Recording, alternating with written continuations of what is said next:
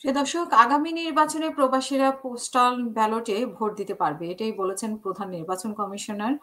এবং প্রধান নির্বাচন কমিশনার নাসির উদ্দিন বলেছেন, আগামী সংসদ নির্বাচনে নিবন্ধিত প্রবাসী ভোটার ও জাতীয় পরিচয় পত্রধারী বাংলাদেশিরা পোস্টাল ব্যালটের মাধ্যমে তাদের ভোটাধিকার প্রয়োগ করতে পারবে। এই জন্য পোস্টাল ব্যালট বিডি নামে একটি অ্যাপ তৈরির জন্য কাজ চলছে। বৃহস্পতিবার 11 সেপ্টেম্বর ঢাকায় প্রাপ্ত একটি তথ্য বিবরণীতে জানানো হয় যে সম্প্রতি বাংলাদেশ কনস্যুলেট জেনারেল টরন্টো আয়োজিত স্মার্ট জাতীয় পরিচয়পত্র বিতরণ কার্যক্রমের উদ্বোধন এবং প্রবাসীদের ভোট প্রদানের উদ্বুদ্ধকরণ বিষয়ক আলোচনা অনুষ্ঠানে বাংলাদেশি প্রবাসীদের সাথে মতবিনিময়কালে তিনি একথা বলেন।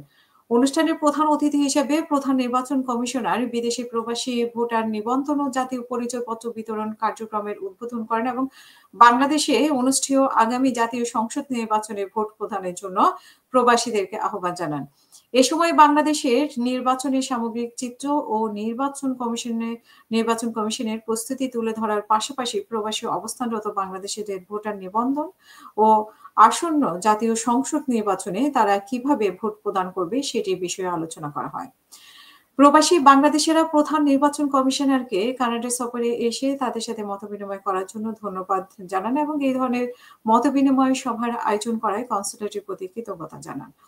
তো এটি নিঃসন্দেহে একটি ভালো উদ্যোগ যে প্রবাসীরা অনেকদিন থেকে আশা করছিল যে ভোটের সময় ভোট তো আসলে অনেক বছর ছিলই না প্রকৃত ভোট। কিন্তু যাও ছিল তাও প্রবাসীরা সেই ভোটের অধিকার থেকে বঞ্চিত ছিল। কিন্তু সেই ভোটের অধিকার ফেরত পেল।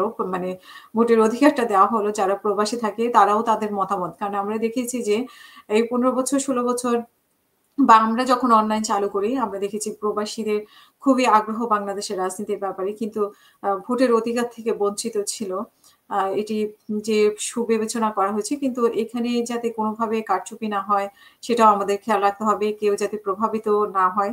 যে যার পছন্দের প্রার্থীকে ভোট দিবে এখানে যাতে কেনাবেচা না হয় সেগুলো বিশেষভাবে আমাদের খেয়াল রাখা জরুরি এবং সেই বিষয়গুলোকে সতর্ক থাকতে হবে। আমার মনে হয় প্রবাসীদের জন্য অনেক বড় একটা সুখবর বিষয়টি।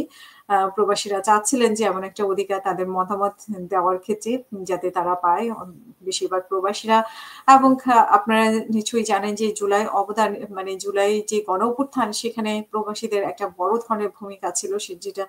সেই ভূমিকা ছাড়াও আ কোনো অংশেই খাটো করার মতো না এবং সেই ভূমিকা ছাড়া আসলে গণঅভ্যুত্থান সম্পূর্ণ হতো কিনা সেটাও মনে রাখার বিষয়। তো যাই হোক প্রবাসীদের জন্য একটি সুখবর। আ এবং সমস্ত প্রবাসীরা অবশ্যই খুশি হবেন। মতামতের মাধ্যমে আপনাদের মতামত জানাবেন।